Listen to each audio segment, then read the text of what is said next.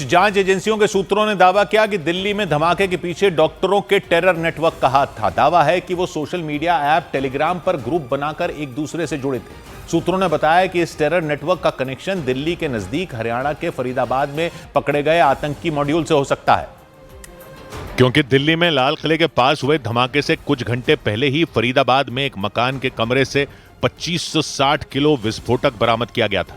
Police के मुताबिक उस कमरे को मुजम्मिल शकील नाम के डॉक्टर ने किराए पर लिया था। डॉक्टर मुजम्मिल को कुछ दिन पहले आतंकी साजिश रचने के आरोप में गिरफ्तार किया गया था। सूत्रों के मुताबिक दिल्ली में जिस कार में धमाका हुआ उसे डॉक्टर मुजम्मिल का करीबी बताया जा रहा डॉक्टर मोहम्मद उमर नबी चला रहा था। पुलिस को शक है कि इस आत्मघाती हमले में डॉक्टर उमर की भी मौत हो गई। और सूत्रों के मुताबिक डॉक्टर उमर नबी और डॉक्टर मुजम्मिल शकील लंबे समय से एक दूसरे के संपर्क में थे। दावा है कि वो दोनों 3 साल से फरीदाबाद की अल फलाह यूनिवर्सिटी में पढ़ाते थे। और जांच एजेंसियों के सूत्रों ने बताया कि डॉक्टर मुजम्मिल शकील वो शख्स है जिसे दिल्ली एनसीआर में आतंकियों का नेटवर्क तैयार करने की जिम्मेदारी मिली थी। वो फरीदाबाद की अल फलाह यूनिवर्सिटी के कैंपस में ही करीब 3.5 साल से रह रहा था। और दावा है कि डॉक्टर मुजम्मिल दिल्ली और उसके आसपास के शहरों में आतंकियों का बड़ा नेटवर्क खड़ा करने में जुटा हुआ था। और पुलिस सूत्रों के मुताबिक मुजम्मिल शकील के निशाने पर वो लड़के थे जो पढ़े लिखे होते थे। सूत्रों ने बताया कि जांच में पता चला कि आतंकियों का नेटवर्क तैयार करने के लिए खूब सारी फंडिंग की भी व्यवस्था की गई थी, ताकि नए आतंकियों को तैयार करने में किसी तरह की परेशानी का सामना न करना पड़े। यानी डॉक्टरों का टेरर नेटवर्क आतंकियों की भर्ती करने में भी जुटा हुआ था। लेकिन इस नेटवर्क का पर्दाफाश तब हुआ जब कुछ दिन पहले जम्मू कश्मीर पुलिस ने उत्तर प्रदेश के सहारनपुर से अदील अहमद नाम के डॉक्टर को गिरफ्तार किया था। वो वहां एक प्राइवेट अस्पताल में काम कर रहा था और उसे श्रीनगर में आतंकी संगठन जैश-ए-मोहम्मद के समर्थन में पर्चे लगाने के आरोप में पकड़ा गया। उन पोस्टरों के जरिए जम्मू कश्मीर पुलिस और सुरक्षा बल को भी धमकी दी गई थी। इस मामले की जांच हुई तो सुरक्षा एजेंसियों के हाथ अदील अहमद तक पहुंच गए। पुलिस के मुताबिक कश्मीर में अनंतनाग के रहने वाले डॉक्टर अदील से सख्ती से पूछताछ की गई तो उसने खौफनाक आतंकी साजिश रचे जाने की जानकारी उगल दी। और फरीदाबाद की अल फलाह यूनिवर्सिटी में पढ़ाने वाले अपने साथी डॉक्टर मुजम्मिल शकील समेत कई नाम बता दिए। इसी के बाद जम्मू कश्मीर की पुलिस ने हरियाणा पुलिस के साथ मिलकर डॉक्टर मुजम्मिल शकील को गिरफ्तार कर लिया था। और फरीदाबाद में डॉक्टर मुजम्मिल के 2 ठिकानों पर रेड डालकर करीब 2900 किलो विस्फोटक बरामद किया। पुलिस के मुताबिक सहारनपुर से पकड़े गए डॉक्टर अदील और डॉक्टर मुजम्मिल शकील लगातार एक दूसरे के संपर्क में थे और कई बार मिल भी चुके थे। जम्मू कश्मीर में पुलवामा जिले के रहने वाले 32 साल के डॉक्टर मुजम्मिल शकील के परिवार ने बताया कि वो साल में 1 या 2 बार ही घर आता था। 1 साल में 2 बार आता है घर में। पिछली बार ये आया था, उस टाइम हमारी पापा की सर्जरी थी। मुजम्मिल के भाई ने बताया कि वो बचपन से ही पढ़ाई में होशियार था और श्रीनगर के जीएमसी यानी गवर्नमेंट मेडिकल कॉलेज से एमबीबीएस की उसने पढ़ाई की थी।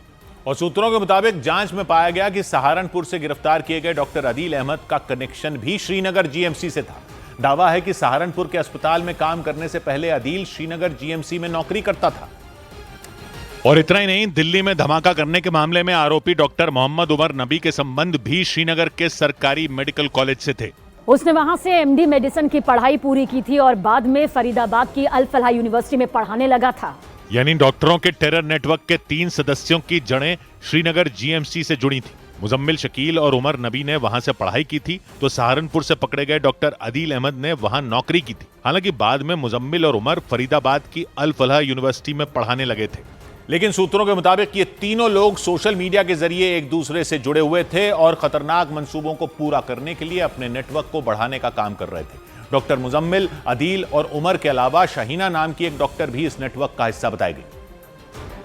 और पुलिस ने उसकी गाड़ी से AK-47 राइफल और गोला बारूद जब्त करने का दावा किया। सूत्रों के मुताबिक लखनऊ की रहने वाली डॉक्टर शाहीना भी अल फलाह यूनिवर्सिटी में डॉक्टर मुजम्मिल शकील के साथ ही काम करती थी। दावा तो यहाँ तक किया गया कि इस शाहीन मुजम्मिल शकील की गर्लफ्रेंड है और दोनों की सगाई तक हो चुकी है।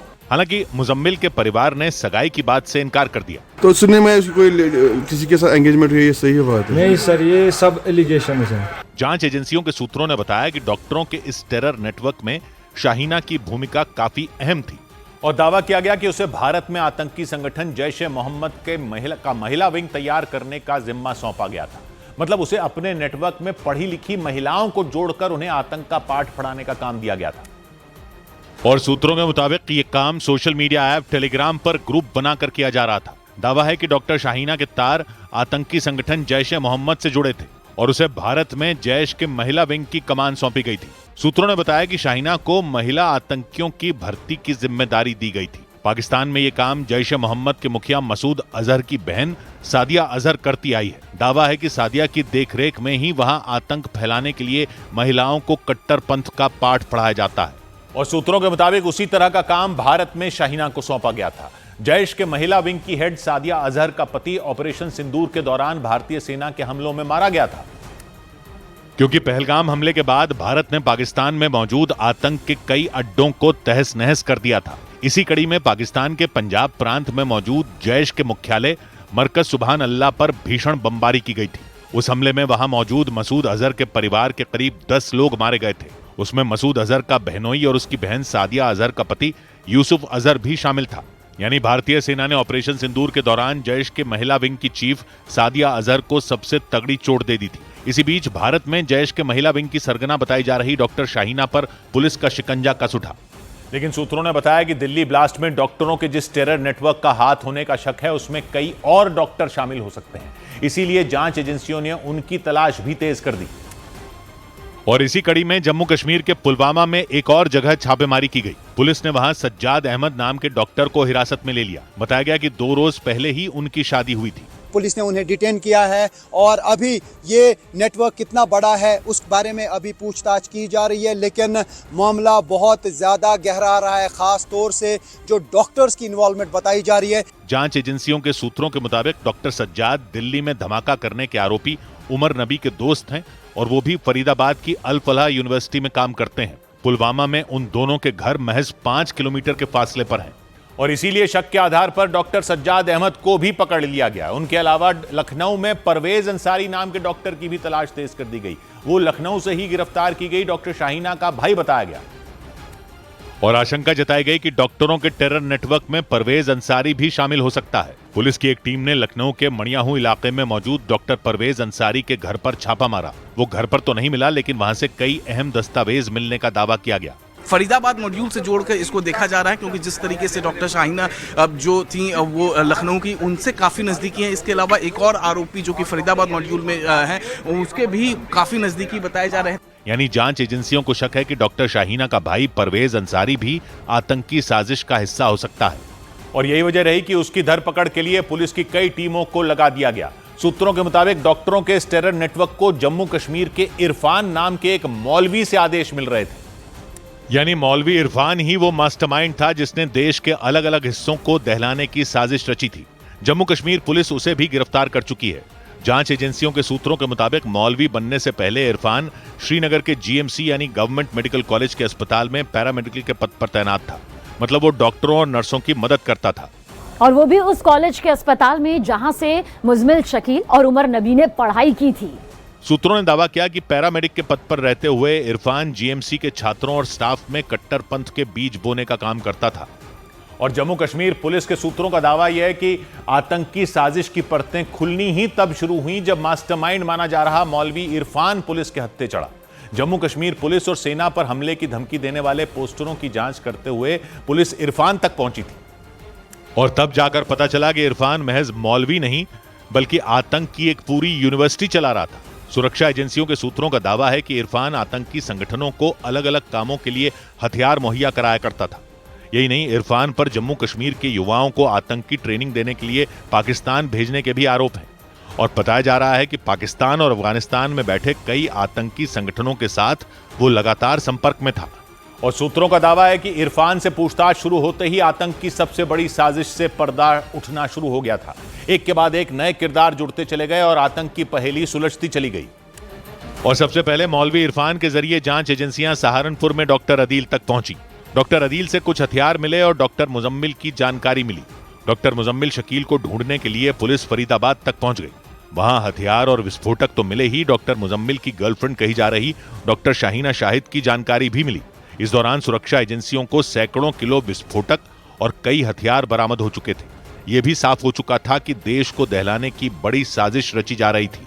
लेकिन तीनों डॉक्टरों यानी शाहीना, मुजम्मिल और अदील से जब एक साथ पूछताछ हुई तो जांच एजेंसियों को डॉक्टर उमर नबी की जानकारी मिल गई। सूत्रों के मुताबिक डॉक्टर उमर नबी को भी अपने साथियों के पकड़े जाने की खबर लग चुकी थी। क्योंकि दावा है कि लाल किले के पास आत्मघाती धमाका करने वाला डॉक्टर उमर नबी डॉक्टर मुजम्मिल का पुराना साथी था। जम्मू कश्मीर के अनंतनाग में गवर्नमेंट मेडिकल कॉलेज में मुजम्मिल और उमर एक साथ नौकरी करते थे।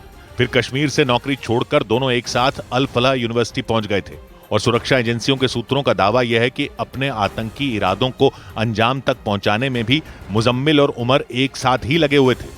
इसीलिए साथियों की गिरफ्तारी के बाद उमर समझ चुका था कि सुरक्षा एजेंसियां किसी भी पल उस तक पहुंच जाएंगी। और माना जा रहा है कि इसीलिए दिल्ली में धमाके का प्लान डॉक्टर उमर नबी ने हड़बड़ी में बनाया। अचानक बनाए गए इस प्लान के तहत वो दिल्ली को दहलाने के लिए गाड़ी में विस्फोटक लेकर फरीदाबाद से रवाना हो गया और दिल्ली में लाल किले के पास पहुंचकर धमाके को अंजाम दिया।